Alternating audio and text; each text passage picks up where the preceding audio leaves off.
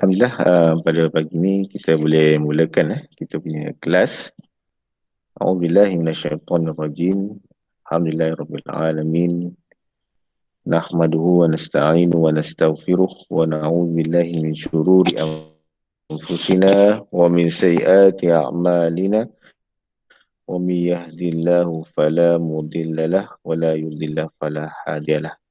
Alhamdulillah, syukur pada Allah SWT, rakan-rakan yang hadir pada pagi ini. Assalamualaikum warahmatullahi wabarakatuh. Alhamdulillah, Waalaikumsalam bersyukur warahmatullahi kepada Allah SWT. Alhamdulillah, bersyukur kepada Allah SWT. Pada pagi ini kita diberikan kesempatan, diberikan kelapangan untuk hadir, untuk mendengar sikit perkara-perkara yang membawa kepada kerohanian pagi ini, iaitu kita bertadabur dan bertadarus pada ayat yang kita akan tadabbur nanti pada muka surat 52, insyaAllah. Pertamanya kita menjaga syukur masih lagi diberikan nikmat kesihatan, nikmat untuk hidup dan nikmat untuk menghadiri majlis-majlis ilmu ayat suci Al-Quran yang datangnya daripada Allah SWT, dan nasnya adalah sumber yang sahih. Jadi pada pagi ini insyaAllah kita akan mulakan dengan bacaan surah Al-Fatihah, memberkati lagi majlis kita, lagi menyerikan lagi majlis kita. A'udzubillahi minasyaitonirrajim. Bismillahirrahmanirrahim. Ila hadrati sayyidina wa habibina wa syafi'ina Muhammadin sallallahu alaihi wasallam minal anbiya'i wal mursalin salawatullah salamu alaihi wa alaihi ajma'in wa ala ali kulli sahabati wal qarabati wa tabi'in lahum bi ihsani ila yaumiddin wa ila arwahi wa jaddati wa jaddatina wa muallimina wa ruhil walidina wa ummahatina wa ruhil muslimin wal muslimat wal mu'minin wal mu'minat. Syai'unil Fatihah. A'udzu billahi minasyaitonir rajim. Bismillahirrahmanirrahim. Alhamdulillahi maliki yaumiddin. Iyyaka na'budu wa iyyaka nasta'in. Ihdinas siratal mustaqim, siratal ladzina an'amta 'alaihim ghairil maghdubi 'alaihim waladdallin. Amin. A'udzu billahi minasyaitonir rajim. Bismillahirrahmanirrahim. Allahumma aftah 'alaina hikmataka wanshur 'alaina min khazaini rahmatika ya arhamar rahimin. Rabbi shrah li sadri wa yassir li amri wahlul 'uqdatam min lisani yafqahu qawli.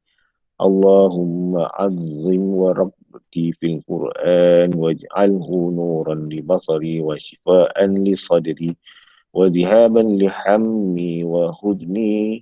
Allahumma zayyin bihi lisani wa jammil bihi wa qawwi bihi jasadi وثقل به ميزاني وارزقني حق تلاوتي وقوني على طاعتك آناء الليل وآناء النهار واحشرني مع النبي صلى الله عليه وآله الأخيار. Ya Allah, besarkanlah kecintaan kami terhadap Al-Quran. Jadikanlah Al-Quran sebagai cahaya bagi penglihatan kami, sebagai penawar dada kami, sebagai pengusir kegelisihan dan kesedihan kami. Ya Allah, hiasilah lisan kami dengannya, baguskanlah wajah kami dengannya, kuatkanlah jasad kami dengannya, beratkanlah timbangan kebajikan kami, berikanlah kami rezeki berupa kemampuan membacanya dengan baik dan benar. Anugerahkanlah kekuatan kepada kami untuk menjalankan ketaatan kepadamu sepanjang siang dan malam, dan himpun indah Nabi sallallahu alaihi wasallam beserta keluarganya yang terpilih. Amin ya rabbal alamin. Alhamdulillah, pada pagi ini marilah sama-sama kita berniat dalam diri kita, dan kita sedekahkan pahala bacaan kita pada pagi ini kepada diri kita dahulu, kepada suami, isteri, anak-anak kita, kepada kedua ibu bapa kita yang masih hidup ataupun yang telah meninggal dunia. Semoga dengan membaca Al-Quran dan bertadabbur pada pagi ini dapat meningkatkan keimanan dan ketakwaan dan memberikan syafaat Al-Quran kepada mereka yang telah meninggal dunia. InsyaAllah. Jadi insyaAllah pada pagi ini, bagi yang hadir pada pagi ini, sama-samalah kita sambung lagi tadabbur ayat kita pada ayat yang ke-20. Jadi kita akan bermula daripada ayat yang ke-20 sampailah ayat yang ke-22 pada hari ini. Allah.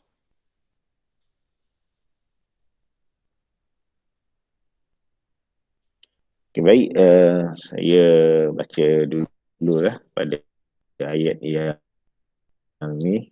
Ayat 20 ni semalam kita dah baca, jadi kita ulang balik. Kalau ada kesalahan, kesilapan bacaan, mohonlah buat teguran. Sama ada kesalahan baris, bertukar huruf ataupun kesalahan tajuk-tajuk yang lain. Dan selepas saya baca ni, kalau ada yang nak baca, silakan. Saya akan bermula pada ayat yang ke-16. Dan separuh lagi boleh disambung lagi lah pada ayat yang ke-20. A'udzu billahi minasyaitonir rajim. الذين يقولون ربنا إننا آمنا فاغفر لنا ذنوبنا وقنا عذاب النار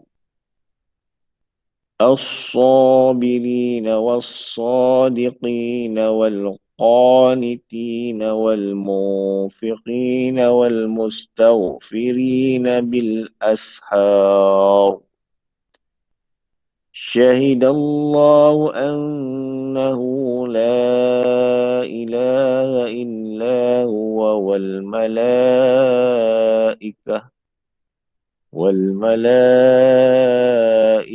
وأولو العلم قائما بالقسط لا إله إلا هو العزيز الحكيم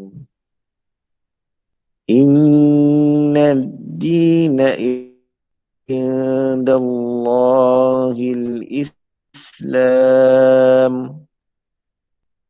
وما اختلف الذين أوتوا الكتاب إلا من بعد ما جاءهم العلم بغيا بينهم ومن يكفر بآيات الله فإن الله سريع الحساب صدق الله العظيم. Silakan kalau ada yang nak sambung. Okey, silakan. Cikgu, silakan ayat yang ke-20 cikgu. A'udzubillahi minasyaitonirrajim. Bismillahirrahmanirrahim. فإن حاجوك فقل أسلمت وجهي لله ومن اتبعني وقل للذين أوتوا الكتاب والأميين أأسلمتم فإن أسلموا فقد اهتدوا وإن تولوا فإنما عليك البلاغ والله بصير بالعباد إن الذين يكفرون بآيات الله ويقتلون النبيين بغير حق ويقتلون الذين يأمرون بالقسط من الناس فبشرهم بعذاب أليم أولئك الذين هبطت أعمالهم في الدنيا والآخرة وما لهم من ناصرين صدق الله العظيم. Allahul Azim. Alhamdulillah. Alhamdulillah, terima kasih kepada Cikgu Zaiful bacaan tadi. Di bacaan yang baik ya. Okey, baik. Ada lagi rakan-rakan yang ingin membaca lagi? Ataupun kita terus kepada hukum tajwid? Kalau ada, silakan. Kepada hukum tajwid yang kita akan bincang pada pagi ini sedikit. Semalam ada Tuan Haji Tuan Haji Masudi ada minta untuk diulang kaji sikit lah berkaitan dengan hamzah wasal. Jadi rakan-rakan, saya ada bagi pada rakan-rakan tu WhatsApp tu ada satu nota sikit, nota berkaitan dengan cara memulakan bacaan ataupun cara memulakan bacaan apabila alif lam. Okey, baik. Ada banyak alif lam kat situ. Tanda alif lam tu kita lihat yang nombor 1 dan nombor 3 saja. Dulu jangan tengok benda lain dulu, Tengok pada yang nombor 1, 2 dan 3 tu. Jadi yang nombor 1, 3 tu yang pertama kita ambil yang basic, jangan kita ambil yang susah dahulu. Yang penting yang hari ni saya nak sampaikan, walaupun tak pandai bahasa Arab tapi kita tahu itu kata kerja, itu kata nama. Walaupun kita tak pandai bahasa Arab. Jadi pada hari ni yang pertama kita lihat yang pertama itu iaitu pada kata sandang ta'rif alif lam. Bila sebut alif lam, semua alif lam kita akan bariskan baris atas apabila kita memulakan bacaan ni. Contoh ayat 17 surah Ali Imran tu, as-sabirina, ataupun perkataan asy-syamsu, dia ada alif lam, mesti bariskan hamzah wasal itu baris atas. An-nujum, walaupun hari tu ada pernah saya ditanya oleh rakan-rakan mengaji ataupun hari tu belum, ialah saya tentang alif lam ni juga ada yang beriktikad ataupun dalam dia dah biasa dah, bila huruf ketiga aja mesti dia kena bariskan huruf ketiga. Tetapi huruf alif lam tu kena berhati-hati. Bila alif lam mesti juga baris atas, walaupun perkataan an-nujum itu adalah huruf yang ketiganya baris hadapan. Begitu juga yang lain, asy-syajaru, al-qamaru, al-jibal. Kalau kita lihat, boleh rakan-rakan muka surat 339. Sebab kalau alif lam ni yang baris atas ni kita biasa. Tapi saya nak ajak rakan-rakan rujuk muka surat 339, perkataan 339 muka surat 330 ayat 57. Ada perkataan al-mulku tu. Kalau rakan-rakan sempat buka 339 ayat 57, al-mulku. Al-mulku itu pun kita bariskan baris atas. Okey. Kerana dia tidak termasuk dalam kategori yang lain. Ini adalah alif lam. Ada persoalan setakat tu? Soalan setakat yang pertama tu? Alif lam clear lah sebab sebagai panduan kita ingat. Yang kedua, sekarang ni kita tak nak bezakan kata kerja Yang sebelum ni kita uh, clear dengar Tu Haji? Alif Tu Haji Okey, baik. Sekarang ni kita nak yang kedua dan ketiga ni. Sekarang ni kita ilmu kita yang tadarus Quran ataupun yang mana-mana kita belajar, kita akan tengok baris ketiga juga. Tapi kita nak hari ni sekurang-kurangnya semua ada ilmu tentang perkara tersebut. Bukan ilmu baris yang ketiga. Saya nak hari ni sekurang-kurangnya kita ada ilmu berkaitan dengan perkataan tersebut. Iaitu perkataan kata kerja, yang ketiga kata nama. Okey. Sekarang ni macam mana kita nak kenal kata kerja dan kata nama rakan-rakan Yang pertama kita lihat kata kerja tu. Bila kita tengok ihdina jika huruf yang ketiga pada kata kerja berbaris atas atau bawah, kata kerja baris atas atau bawah, maka ia istighfara walaupun huruf ketiga tu adalah baris atas. Irhamna baris atas juga ha tu. Tetapi ayu firli baris bawah kita tahu. Dan huruf-huruf tersebut untuk perhatian azan ini jarang jumpa. Biasanya yang ni jarang jumpa. Bila menunjukkan bacaan huruf hamzah berikutnya ditukarkan menjadi ya sebagai huruf mat. Untuk perhatian. Zanli. Okey. Jadi semua ni kita akan baris bawah. Jadi orang tanya Ustaz, mesti orang tanya, Ustaz, saya ni tak kenal kata kerja dan kata nama. Kita lihat kata nama pula. Sebab yang kedua tu kita dah tahu dah. Kata kerja baris atas, baris bawah. Tapi kita tak dapat kenal lagi. Mana kata kerja, mana kata nama. Kita lihat kata nama. Rakan-rakan lihat pada kata nama. Perkataan kata nama ni ataupun kata terbitan yang terdiri daripada 5 dan 6 huruf yang diberi tanda bacaan di bawah. Okay. Kita lihat contoh saja. Yang bawah sekali tu jangan tengok. Yang itu jarang kita jumpa. Tapi kalau jumpa juga nak mulakan bacaan, boleh baca lagi lah, boleh bertanya. Tapi saya nak yang basic saja. Jadi pada yang ketiga itu ibtigha'an ikhtilafan.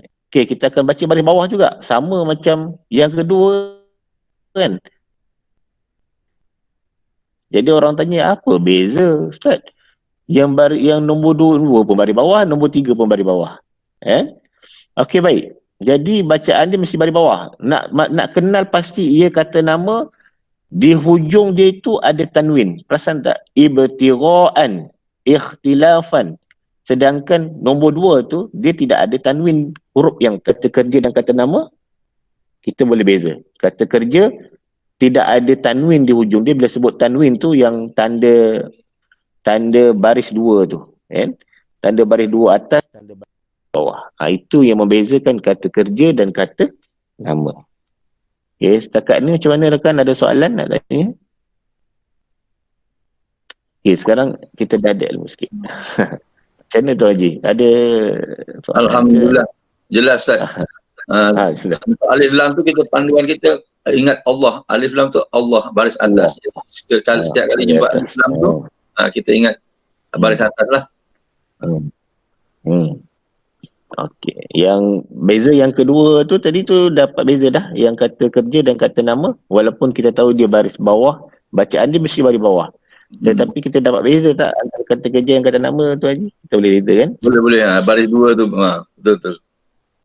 Okey, baik. Terima kasih Okey, dan yang terakhir sekali, yang satu lagi tu, okey, kita lihat satu lagi tu, yang satu lagi yang kita akan jumpa biasanya dalam Quran. Okey, yang empat ni, ini pun kata kerja juga. Bila sebut kata kerja, yang nombor 4 ni kita ambil yang contoh saja. Jangan ambil yang bawah tu, kecuali 5 tu tak payah. Nanti kita pening. Kita ambil yang contoh tu. Yang nombor 4 tu, jika huruf yang ketiga itu pada kata kerja berbaris hadapan yang lazim, maka beri tanda baris hadapan, iaitu uqtulu, ud'u, unzur, uqfu. Itu adalah kata kerja juga. Kita tahu dah itu kata kerja.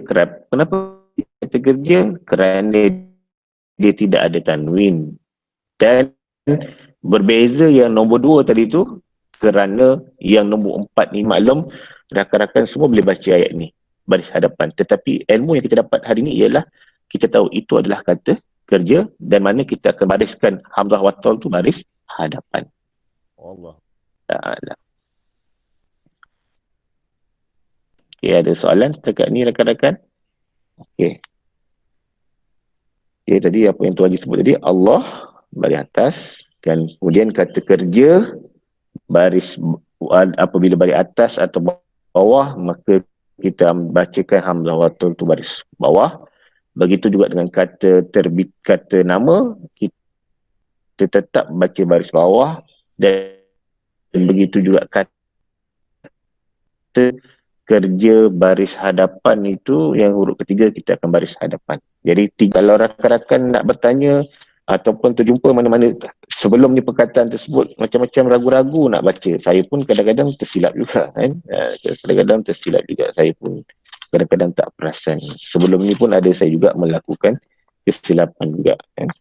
Jadi kalau rakan-rakan ada yang ataupun ada yang terjumpa perkataan yang ada unsur-unsur yang tadi tu, boleh kita rujuk. Jadi ini adalah sebagai ulang kaji tajwid kita pada pagi ini.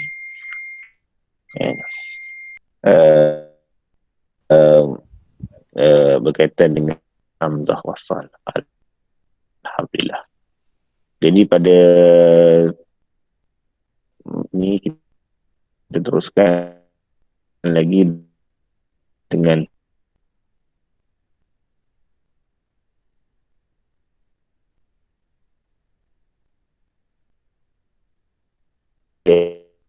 yang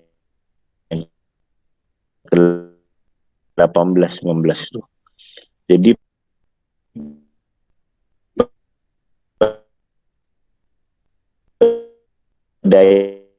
ayat yang ke-20 ini menceritakan kepada kita tentang kesinambungan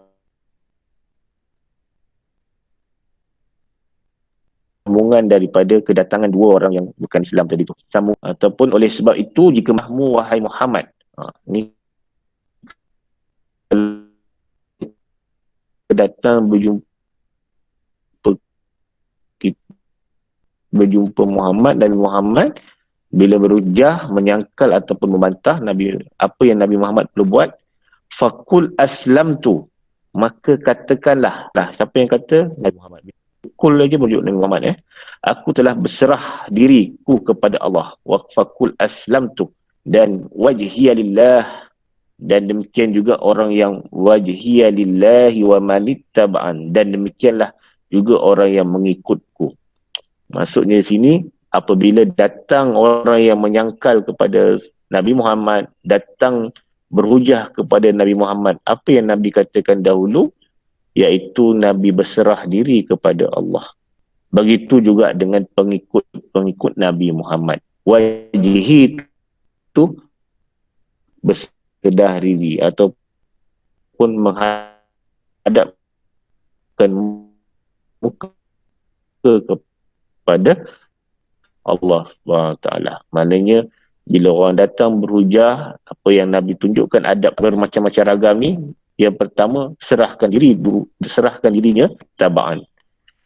Begitu juga kepada kita kalau ada orang yang cuba untuk berhujah dengan kita atau membantah dia, pertama kita serahkan diri kita kepada Allah, semoga Allah berikan petunjuk kepada kita.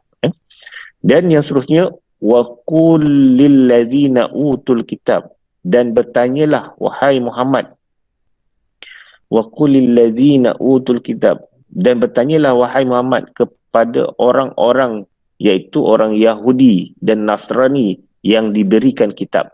Bila sebut Yahudi, kitab mereka adalah kitab Taurat, manakala Nasrani, kitab mereka adalah Injil. Dan bertanyalah wahai Muhammad kepada orang Yahudi, Nasrani dan diberi kitab, wal ummiyin, dan orang-orang yang ummi. Orang-orang yang ummi kita dah maklum dah, kita dah tahu dah, ummi itu orang yang tak tahu membaca menulis. Tetapi dalam Quran ini menyebut orang yang ummi itu adalah orang-orang yang musyrik, orang-orang yang tidak beriman ataupun orang yang kutukan Allah di kalangan orang yang Arab, orang Arab. Kemudian Nabi cakap lagi, aslamtu, walaupun kita lihat tanda a ni menunjukkan kepada soalan, Sudahkah kamu mematuhi dan menurut agama Islam yang aku bawa itu? Nabi tanya kepada Yahudi dan Nasrani tadi, sudahkah kamu mematuhi dan menurut agama yang Islam yang aku bawa itu? Adakah mereka telah menerima ataupun mematuhi? Kemudian disambung lagi, fa in aslamu faqad ihtadaw. Kemudian jika mereka memeluk Islam, fa in aslamu, dan mereka memeluk Islam, maka sebenarnya mereka telah memperolehi petunjuk. Faqad ihtadaw. Kalau mereka telah memeluk Islam, maka mereka itulah orang yang telah diberikan petunjuk. Faqad ihtadaw. Petunjuk ni petunjuk daripada Allah SWT, seseorang yang telah bermasuk. Wa in tawallaw, dan jika mereka berpaling ataupun tidak mahu menerima Islam, fa innama alaikal balagh, maka sesungguhnya kewajipanmu hanyalah menyampaikan dakwah Islam itu. Ini adalah tamparan hebat kepada kita, iaitu perkataan balagh. Sebab saya pernah didatangi oleh orang yang bukan Islam. Bila dia tanya apa hebatnya Islam, saya cakap macam-macam tentang Islam, kehebatan Islam.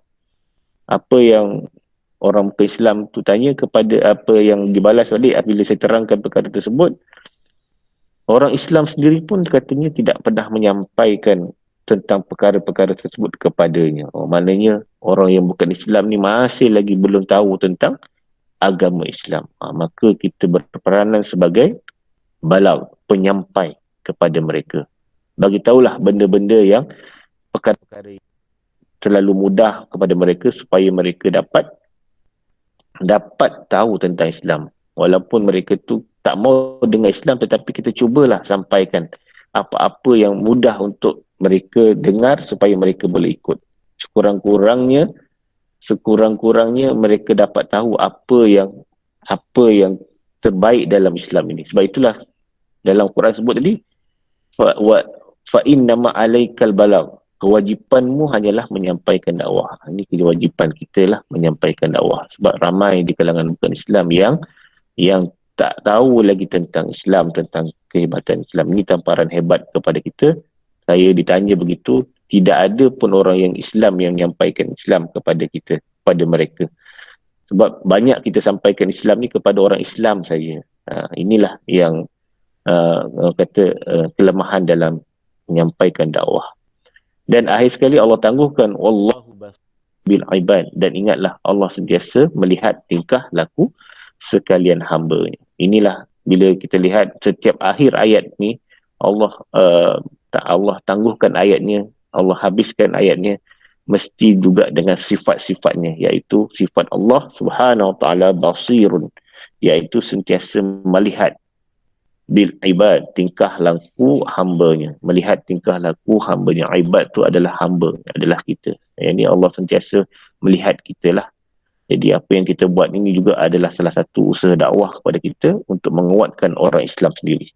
Barulah disampaikan dakwah itu kepada orang yang bukan Islam. Wallahu ta'ala alam. Kalau ada tambahan silakan rakan-rakan. Tambahan sikit Ustaz. Silakan. Berkaitan dengan dakwah ni, ya. Jadi Allah telah terangkan kepada kita hanya menyampaikan, sama ada dia nak terima atau tidak, itulah dia namanya taufik dan hidayah. Kalau kita sampaikan dia menerima, maknanya dia telah mendapat hidayah daripada Allah lah. Mana yang tidak menerima tu, maknanya dia belum sampailah. Bukan tugas kita nak memaksa dia. Jadi di situlah kewajipan kita supaya kita tidak putus asa. Kalau kita nak dakwah, pastikan dia, kalau tak, nanti kita akan rasa kecewa. Mana kita nak dia tak masuk Islam, kita dakwah, tetapi akhir tak masuk, nanti dia mengecewakan kita. Tapi jadi kita ingatlah Allah dah bagi tunjuk sini, kita hanya sampaikan. Jadi kalau dia dapat, Alhamdulillah. Kalau tak dapat, kita teruskanlah. Itu satu. Yang keduanya Ustaz, kalau saya salah dengar, betulkanlah. Saya ada terbaca atau terdengar, apabila kita berbalah di antara dua pihak ni, kita berbalah, ya, saya dengan contoh saya dengan orang lain berbalah tentang sesuatu perkara yang ada kebenarannya. Kita rasa ada kebenarannya, tapi dia tak mau terima. Jadi sebaik-baiknya kita mengalah. Walaupun kita di pihak yang benar, tapi kita hendaklah mengalah supaya tidak berlaku, tidak ada persengketaan dan tidak terputuslah silaturahim. Ya. Dan sebaik-baiknya mana kalau walaupun kita benar, kita mengalah, tidak bermakna kita tewas. Wallahualam. Kalau saya rasa itu yang saya pernah baca lah. Saya setuju yang tu. Saya pun kita pun biasanya saya pun gunakan kaedah yang samalah yang begitu. Kan? InsyaAllah dengan mengalah itu bukan kita kalah, tetapi dengan mengalah itu sebenarnya kadang-kadang membuatkan orang yang menang tadi itu akan sentiasa berfikir betul ke apa yang kita lakukan. Itu saya setuju sangat. Itu yang digambarkan oleh sifat-sifat Nabi lah. Nabi kita berkaitan dengan perkara tersebut. Sebab itulah ayat tadi tu bidah ayat yang kita baca tadi tu, fakul aslam tu wajhiya lillah, berserahlah kepada Allah Subhanahu Wa Taala. Terima kasih Tuan Haji, perkongsian yang baik tu bagi saya. Silakan rakan-rakan, ada tambahan lagi?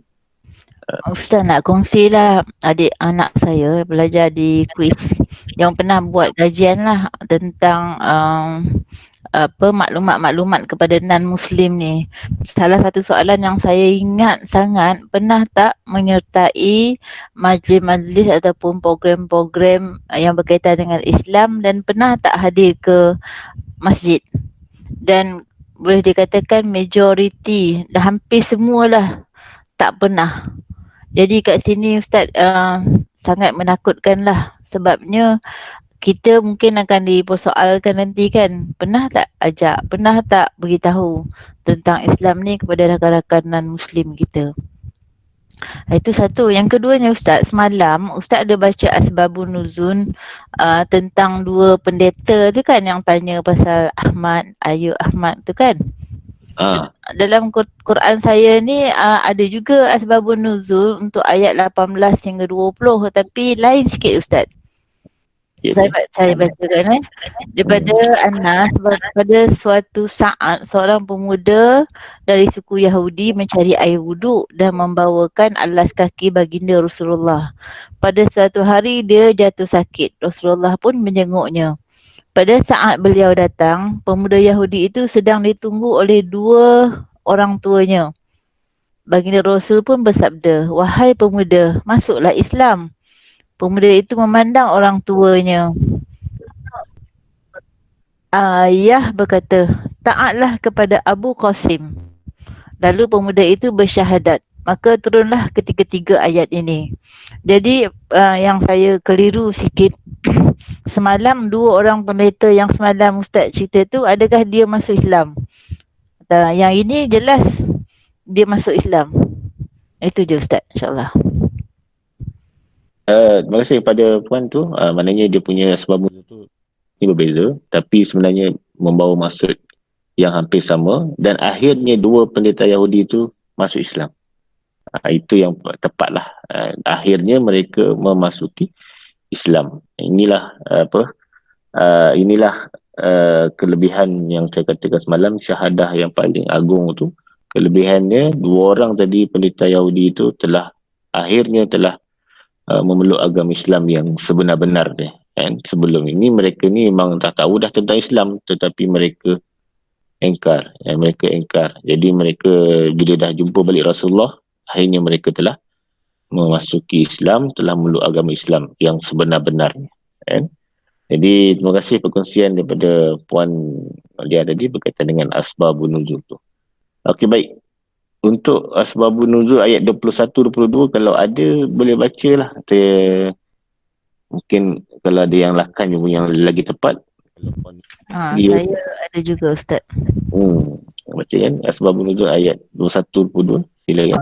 Daripada Abu Ubaidah bin Jarrah, pada satu ketika aku bertanya kepada Rasulullah, "Wahai Rasulullah, siapakah di antara umat manusia yang paling berat mendapat seksa pada hari kiamat nanti?"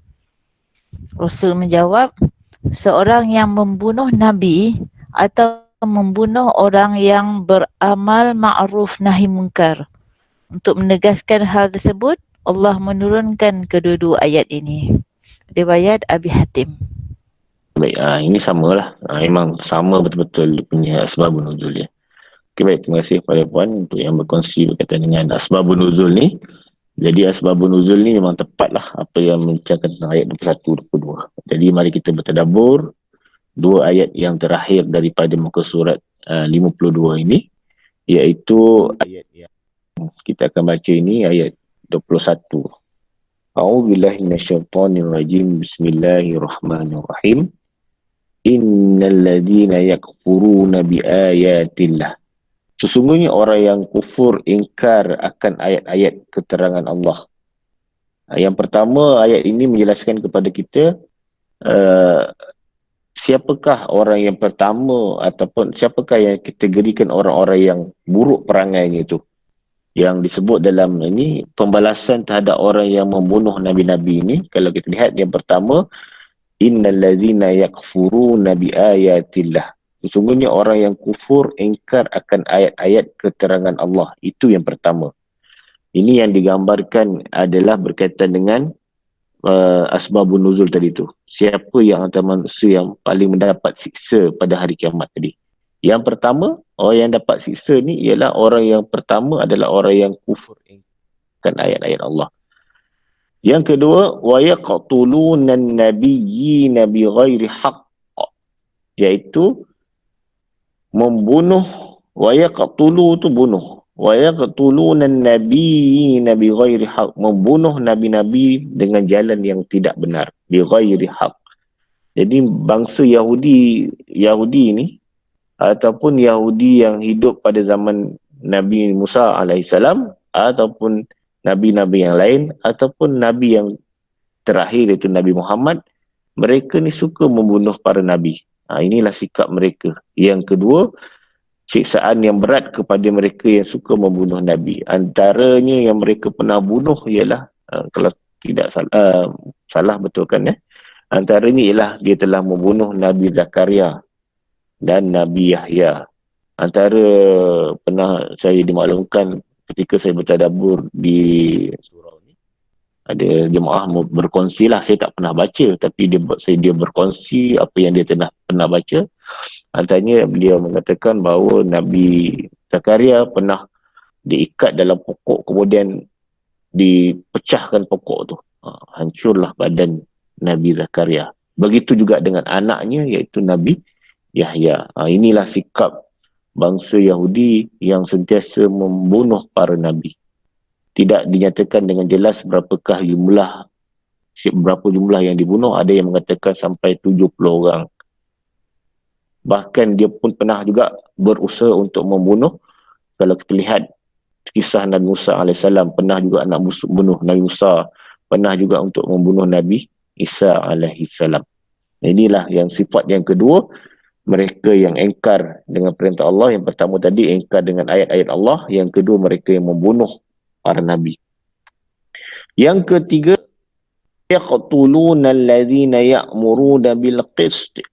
Kalau kita lihat tadi ada penulis menyebut mengatakan dalam asbabun nuzulnya, iaitu orang yang membunuh orang yang melakukan amar ma'ruf.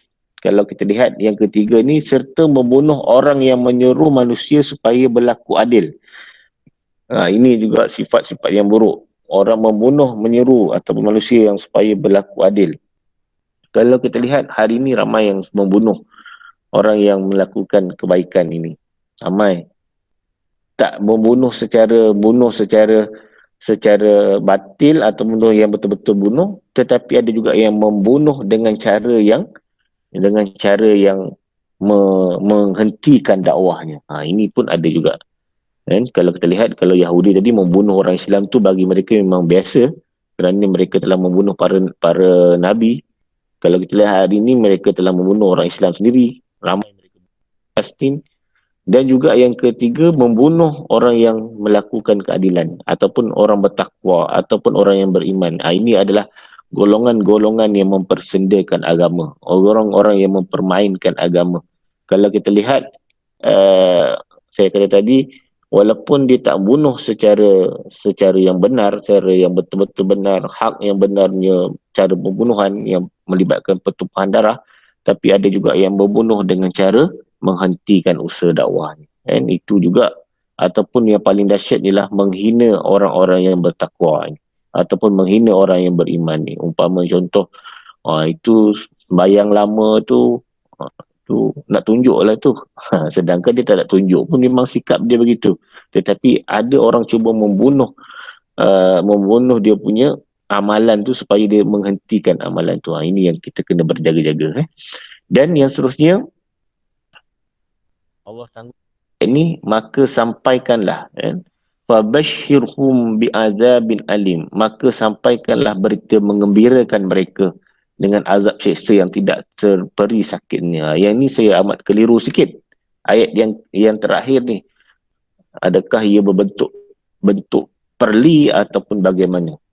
Allah kata sampaikan berita gembira kepada mereka, tapi berita gembira itu adalah azab seksa yang tidak terperi sakitnya. Inilah perumpamaan yang Allah gunakan berkaitan dengan peli ataupun seolah-olah dia mempeli kepada mereka yang melakukan 3 perkara kezaliman tadi itu. Gembira tetapi sebenarnya bukan mengembirakan mereka, tetapi membinasakan mereka. Tapi Allah gunakan perkataan menggembirakan, walaupun seksa kepada mereka, tapi Allah gunakan gembira kepada mereka ini. Jadi ada sikit, kalau ada tambahan rakan-rakan boleh berkongsi lah berkaitan dengan perkara itu. Silakan kalau ada nak berkongsi ayat yang ke-21 tu.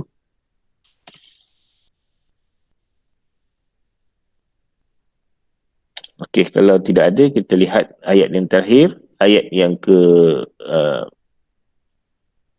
ke-22 tu, ayat yang terakhir, iaitu ulaika allazina habitat a'maluhum fid dunya wal akhirah. Mereka itulah orang yang telah rosak amal perbuatannya. Kalau kita lihat habitat ni, Allah gunakan perkataan habitat. Ini pun macam bahasa Melayu juga, habitat. Habitat. Ulaika allazina habitat. Allah gunakan perkataan habitat, rosak. Rosak a'maluhum. Habitat itu kalau kita lihat dalam bahasa Arab, habitat itu merujuk kepada binatang yang makan terlalu banyak sehingga pecah perutnya. Itu perkataan habitat itu. Itu gambarannya. Tetapi Allah gunakan dalam ayat ni, mereka itulah yang rosak amal perbuatannya di dunia dan di akhirat. Rosak sebab apa? Mereka telah melakukan 3 perkara tadi itu. Yang pertama, membunuh para nabi. Yang kedua, membunuh orang yang melakukan kebaikan. Apa lagi yang ketiga tadi? Yang pertama tadi itu orang yang kufur dengan ayat Allah. Yang kedua, membunuh para nabi. Dan yang ketiga, telah membunuh orang-orang yang melakukan kebaikan. Dan Allah tangguhkan lagi ayat ni, wa ma lahum min nasirin, dan mereka tidak akan memperoleh sesiapa pun yang dapat memberi pertolongan. Dan orang yang melakukan kerosakan ini, tidak ada sesiapa yang boleh membantu, menolong mereka, dan mereka akan diazab dengan azab yang menyatakan pada ayat yang 21 tadi itu. Wallahu ta'ala alam. Kalau ada yang nak berkongsi dari sudut aspek lain, bolehlah. Kalau ada tambahan, kita masih lagi ada masa 7.48. Tuan Haji ada kongsi apa sama? Rasanya dah jelas lah. Kalau ada kawan-kawan lagi yang ada tafsir dan sebagainya. Silakan Puan Muslimah. Saya nak kongsi tentang ayat 20 tu. Yang kata apa, maka kewajipanmu hanyalah menyampaikan. Maknanya ialah kita ni memang kena sampaikan, terutamanya untuk orang bukan Islam, dakwah kita. Dan sebenarnya kalau kita cikgu ni, itulah peluang kita sebenarnya, lubuk kita untuk sampaikan dakwah kepada orang bukan Islam. Jadi apa yang saya buat selama ni ialah saya akan bercerita dalam kelas yang berkaitan dengan yang paling mudah ialah sunnah lah. Sunnah-sunnah Rasulullah SAW.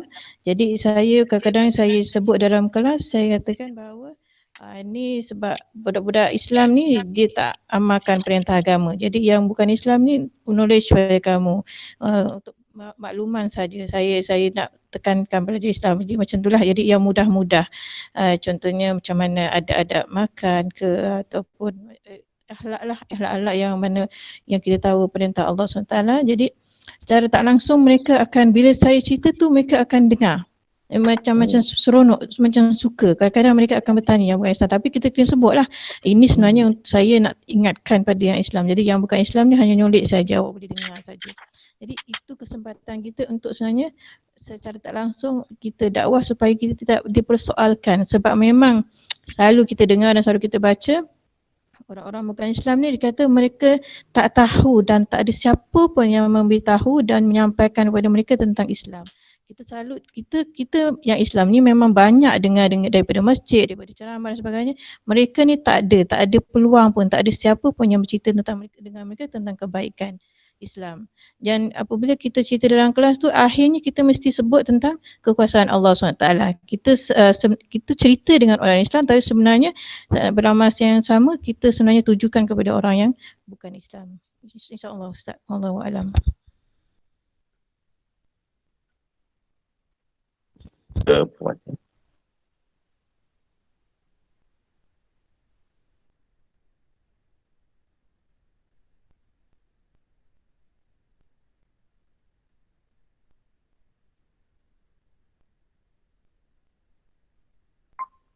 Okey, dua tu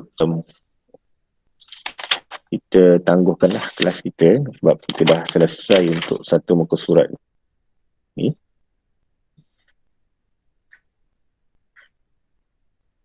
Jadi insyaAllah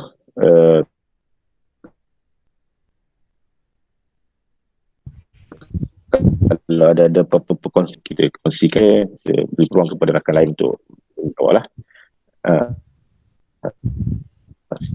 Silakan Puan. Putus-putus suara Ustaz. Tapi tak apalah, saya nak kongsi sikit tentang yang Puan Musalmah cakap, Tuan Haji semua tadi kan. Betul-betul. Betul-betul Ustaz. Nah, mungkin lain tak berapa okey. Ini berdasarkan pengalaman diri saya sendirilah. Macam mula-mula dulu macam saya segan, macam tak berani nak share pasal agama ni pada non-Muslim.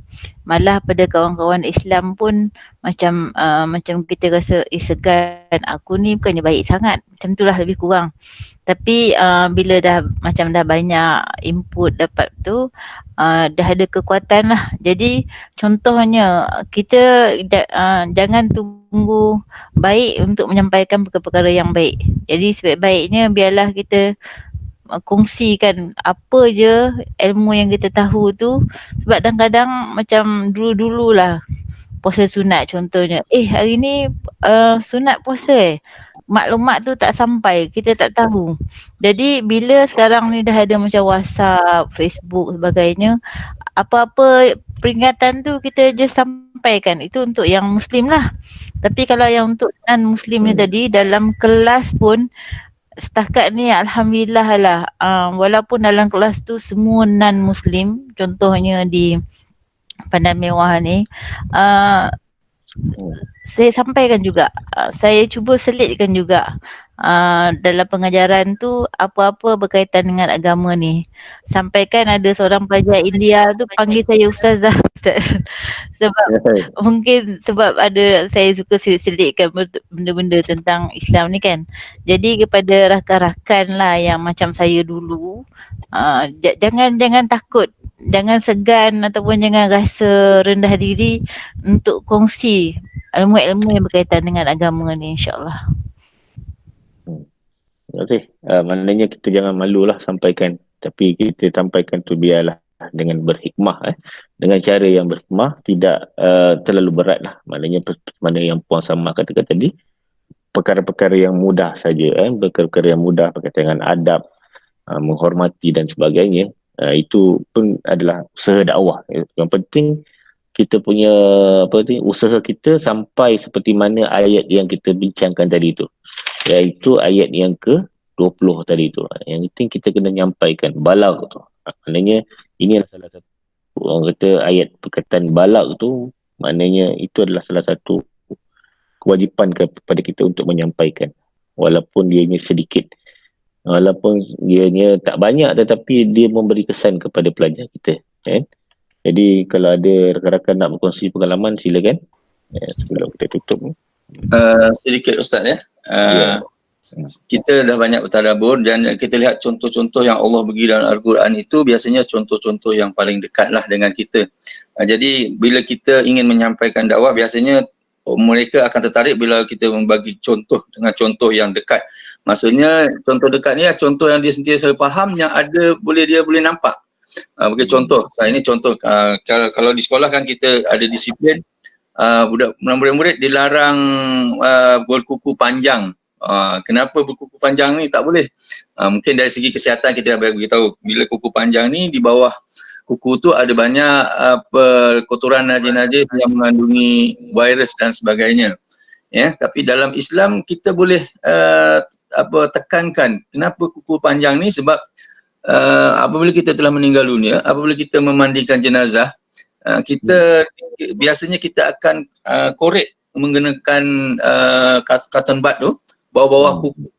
Jadi kalau awak meninggal dunia so kukunya panjang, orang yang nak memandikan tu punyalah susah nak membersihkan daripada kuku kaki sampailah tangan. Contoh, sebab ajaran Islam itu yang ditekankan, bukan saja dari segi kesihatan, maknanya kita lebih mendalam supaya dia tahu kenapa.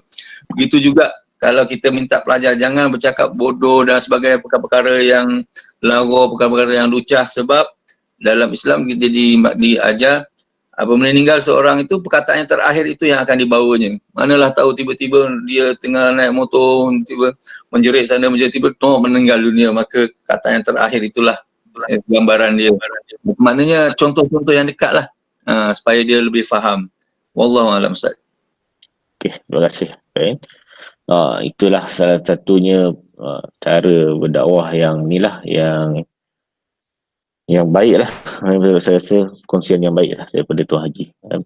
Jadi bertepatan lah pada ayat yang ke-22 tu, mereka itulah pekerjaannya di dunia dan akhirat sia-sia. Jadi kalau kita lihat sesuatu perkara yang kita lakukan sia-sia, tidak ada yang boleh membantu kita, melainkan yang boleh membantu kita adalah amalan ibadat kita. Silakan Puan Nolia. Tambahan dah Ustaz, bila Ustaz sebut dakwah tadi kan, saya pun teringat tak semestinya dakwah tu kita mengucapkan kan, kita share benda-benda tadi, tapi kita juga boleh berdakwah melalui penampilan kita sendiri, daripada akhlak kita sendiri. Contohnya sentiasa cakap yang baik-baik, macam Tuan Haji kata tadi kan, jaga kebersihan diri kita.